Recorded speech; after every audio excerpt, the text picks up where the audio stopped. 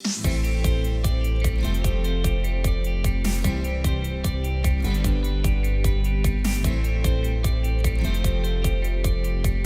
is it okay in that same vein to be not attracted to your spouse?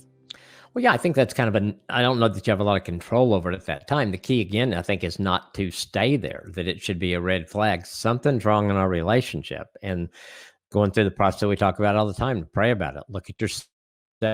Why did that change? And then begin to attack it together with your spouse. And it's okay to say, I used to be so attracted to you and I'm not now. And I still think outwardly you're very attractive. You're the person I fell in love with, but there's something in a relationship that's putting a barrier there for me. And so, will you work on this with me? Do we need to go to counseling?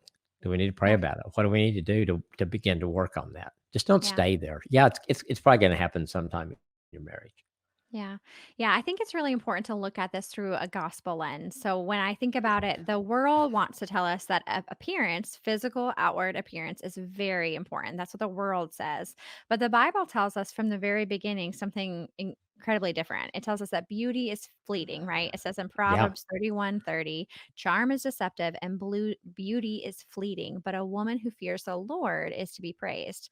So the Bible tells us that eternal things are what really matters. Our response to God is what really matters. So thinking about it through that, when it comes to this issue of not being attracted to your spouse, I would focus again, like you said, on the relationship with your spouse. Your relationship can bear eternal fruit.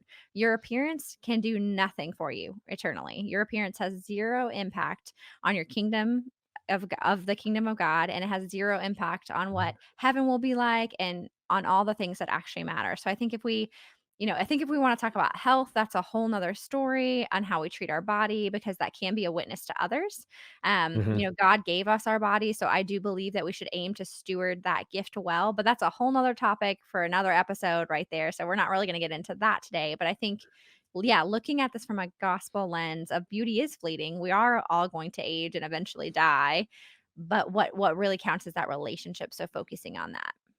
Yeah, exactly. We all change over time. And what I see though is that people, as they change, as they age, when they have that relationship good, they're still attracted to each other. There is an Mhm. attractiveness. I've seen it in people in counseling that probably some people look at them and think neither one of them are very attractive, and they were madly in love with each other. But Mhm. they had a great counselor. This couple I'm thinking of was in because of a child they had that they were working on together, and they were just so in love with each other. They would have said, "This is the most beautiful, most handsome person in the world," and I loved it because it was they.